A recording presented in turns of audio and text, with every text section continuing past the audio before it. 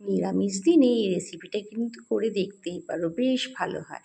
তো কিছু পটল নিয়ে নেবো। পটলগুলো আমি না গাগুলো চেঁচে নিয়েছি, তারপরে দু সাইড বরাবর আমি ছুরি দিয়ে কেটে দিয়েছি, তারপরে নুন আর হলুদ দিয়ে মাখিয়ে রেখেছি।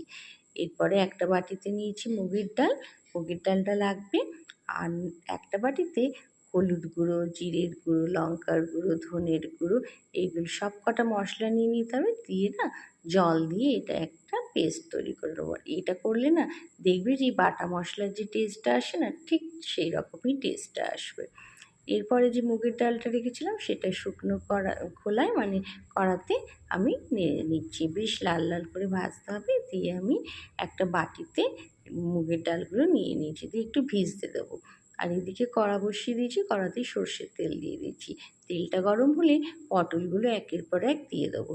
দিয়ে বেশ লাল লাল করে কিন্তু পটলগুলো ভাজতে হবে। তো দেখো লাল লাল করেই বেশ পটলগুলো আমার ভাজা হয়ে এসেছে। এবার এক এক করে পটল আমি তুলে নেব।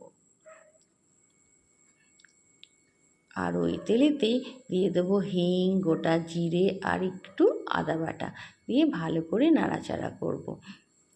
করে যেই মশলাটা করে রেখেছিলাম না বাটিতে, সেই বাটির মশলাটা ঢেলে দেবো। দিয়ে আবারও বেশ নাড়াচাড়া করব।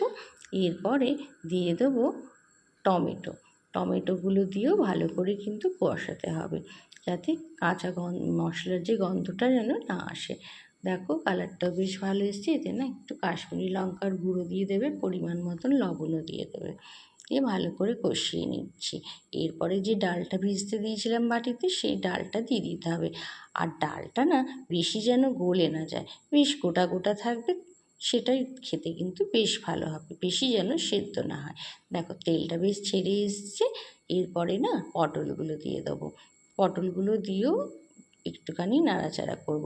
আর ডালটা যেহেতু বেশি যেন সেদ্ধ না হয়, সেজন্য খুব বেশি পরিমাণে জল লাগবে না।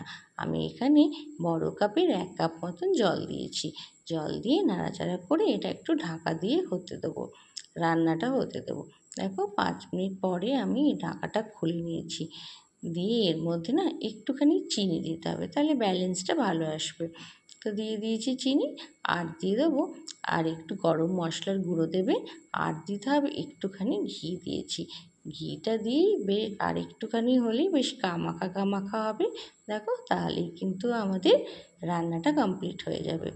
তো আজকে মুগেশ্বরী পটল কিন্তু আমার রেডি হয়ে গেছে। এটা কিন্তু একদম একটু অন্যরকম স্বাদের হয়। একবার কিন্তু অবশ্যই বানাবে। আর আমাকে কিন্তু কমেন্ট করতে একদম ভুলবে না যে তোমাদের রান্নাটা কেমন হয়েছে। তো আবার নিত্য নতুন ভিডিও নিয়ে খুব তাড়াতাড়ি আসবো। তোমরা সবাই সুস্থ থেকো, ভালো থেকো। আজকের মতন টাটা।